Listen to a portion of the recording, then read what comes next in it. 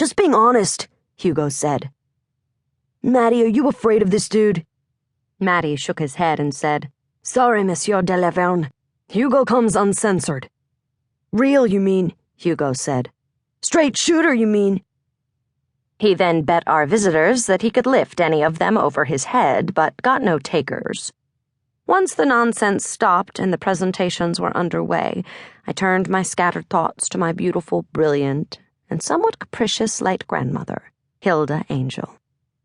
Although she died before any of us were born, we'd heard stories about her wild summer on a kibbutz when she was 17, her intrepid trips abroad on tramp steamers, and her high-flying life in New York and Paris. But what we'd first learned about her came in the form of a scandalous, handwritten codicil to her last will and testament that read, I am leaving Malcolm and Maud $100 because I feel that is all they deserve. Our father had framed and hung that big chop, what our family not so affectionately calls our parents' punishments, in the stairwell near the master bedroom, where we all saw it several times a day. Why had Graham Hilda disowned Malcolm? Maud, our very own tiger mom, had said that Hilda hadn't approved of the marriage. That must have meant Hilda hadn't approved of her. Maybe that was true, but I often wondered what else we hadn't been told.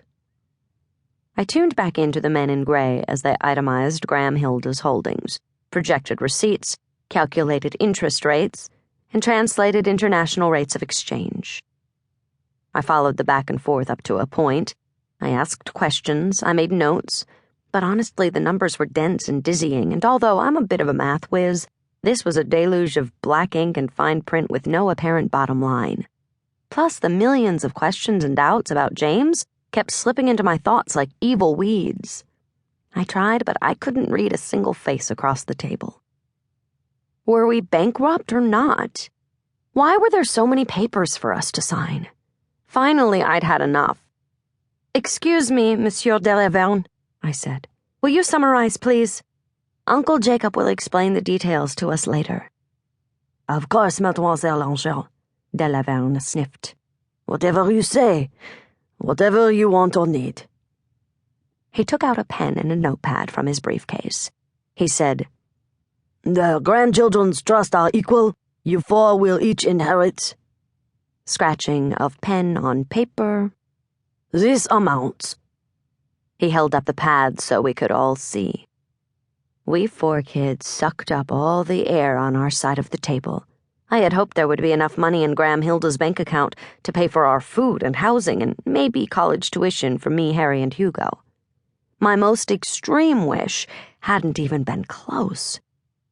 De Laverne went on. But your grandmother was a careful woman. You won't get this money all at once. In fact, your inheritance will be divided into monthly payments and distributed to each of you over the next, 42 years. Your uncle will be your executor until you each reach your majority.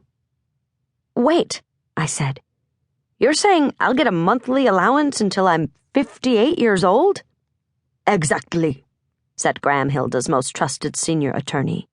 Unless you disgrace the family name. He tapped the stack of papers the four of us had to sign. The degree of disgrace will be determined by the five of us. Messieurs Portsmouth, Simon, and Bourgogne.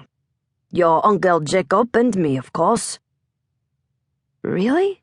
I would be responsible to 4 strangers and Jacob for the next 42 years?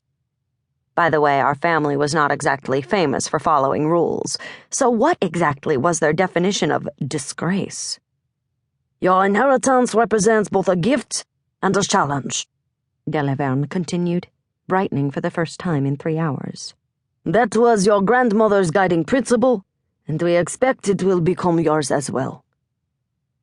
Once again, thoughts of James seeped into my unwilling mind. What we had was a gift and a challenge from the very beginning, and I was never one to back down from a challenge.